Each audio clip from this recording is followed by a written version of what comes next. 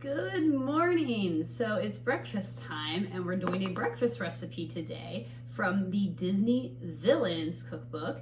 And this one is actually inspired by Gaston from Beauty and the Beast. And it is a dozen-egg frittata. Take a picture there, show it to you.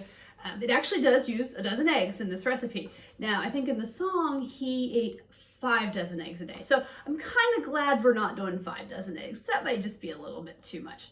But all right, we're gonna get this frittata started. Okay, so when it comes to frittatas, I'm actually not new to these. It's actually something I like making quite a lot. Usually what I do is I'll take some zucchini, a pepper, and some onion, and I'll saute it in some olive oil, and then I'll add some spinach to it, maybe a couple other things, and then I'll pour in my egg mixture with some seasonings and things like that, and then throw it in the oven for a few minutes. It's one of my favorite go-to breakfasts, so I'm kind of excited to try this different version of a frittata.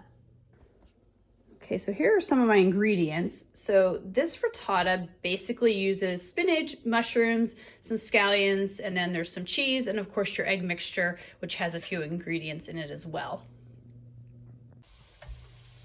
All right, so I have my cast iron skillet here. This does recommend cooking in a cast iron skillet, which if you don't have one, it really is worth the investment. I know they can be a little pricey, but I love my cast iron. I maybe don't use it as often as I would like, but I use it enough that I get value out of it, and it really is the best thing to make a breakfast frittata out of. So anyway, I'm sauteing right now the mushrooms and some of the scallions, like the white parts of them, and they're gonna cook. So after they get a little more softer, I'm going to add my spinach, which I have diced up here ready to go, and a few other things. If you've ever cooked with spinach before, especially like when you're frying things in frittatas and stuff like that, spinach wilts really fast under heat and like disappears. Like you can have a huge pile, like I have a pretty decent sized pile here. Show you how well you can see it. And I guarantee half of that will disappear within like seconds. So anyway, once this is softened up, I'm going to add that to the dish. And then once they saute for like a minute or two, I'm going to add the egg mixture, which has some eggs and some cream and some other stuff. Again, I don't give the exact recipes out. And then there's going to be a little cheese. Once that sits, I'm going to cook it in the oven for a little bit until everything is nice and firm, and then pull it out. So once it's all done, I will be back. All right, I just took my frittata out of the oven. I'm going to give it a few minutes to sit down and cool, and then we'll taste it.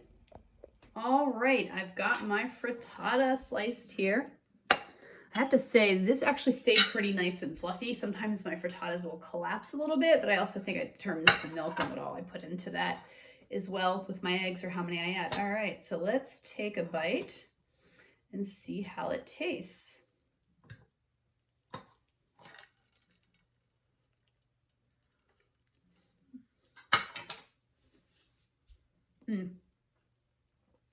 Yeah, that's really good. I really like mushrooms, so I mean, if you don't like mushrooms, obviously this is not the frittata for you, but it's seasoned very well. I think the cast iron really helps to it. It's got really nice flavor. Overall, enjoyable. So I'm going to finish this and really see what I think after eating it over time and come back at some point with my final thoughts on this recipe. Time to review the dozen-egg frittata inspired from Gaston in the Disney Villains cookbook. I really like this recipe. I love a good frittata. I think I've mentioned that before. If not, you probably will hear me mention in other videos. They're a common breakfast thing for me to make, and this recipe really nailed the park. I love mushrooms, I love spinach. I really liked how light and fluffy it was. It was one of those things too where it was just me and I couldn't eat it all in one sitting. So I made it in the morning, I cut it into pieces, and I actually had breakfast the entire week. It was great. It was kind of like a meal prep thing for me. And to think about breakfast the entire week, I had something kind of a little bit more nutritious and healthy and ready to go. So yes, I really enjoyed this and thought this was just a really good recipe. And I think you will too. Again, if you're not into mushrooms, you're not into spinach, you may not like this, but you could easily take this recipe and substitute other vegetables and things that you do like for it and put this together easily yourself. All right, with that being said, let's get into the ratings then. First is a scale of 1 to 5 is the ingredients, with 1 being relatively easy, inexpensive to find ingredients, or 5 being ingredients that are harder to find or are going to cost you more money. I'm going to give this between a 2 and a 3. And the reason I'm going to say between a 2 and a 3 is, 1, you do have to buy a dozen eggs. So, I mean, that's a whole dozen eggs. So you're going to go through the eggs. So you're probably going to have to buy like 2 at the grocery store so that you can make this recipe and have the eggs that you need for your other things in your life when you get this. And also because of the cast iron skillet, it recommends it on this. If you don't have one, they can be a little bit of an investment, but I still strongly, highly recommend that you get one. I love my cast iron, as I had said previously, and I really think you will find that you get a lot of benefit out of it by getting one. So that's why I'm saying like a 3. If you already have one, you're probably looking at like a 2. But if you don't have a cast iron skillet, you're probably looking at a 3 or a little bit more higher, just to kind of get that kitchen essential done. In terms of difficulty, with a 1 being easy and a 5 being hard, I'm going to give it a 2. It's really simple and easy put together. The biggest time consuming is really just breaking the dozen eggs and then, dicing up your mushrooms and things like that and your spinach, just getting them ready. But even that didn't take a long time. So I think it's relatively easy to make. And then would I make this again, with a 1 being never and a 5 being for sure? It's definitely a 5. I said this is one of my go-to breakfast things I like to make, especially like a meal prep.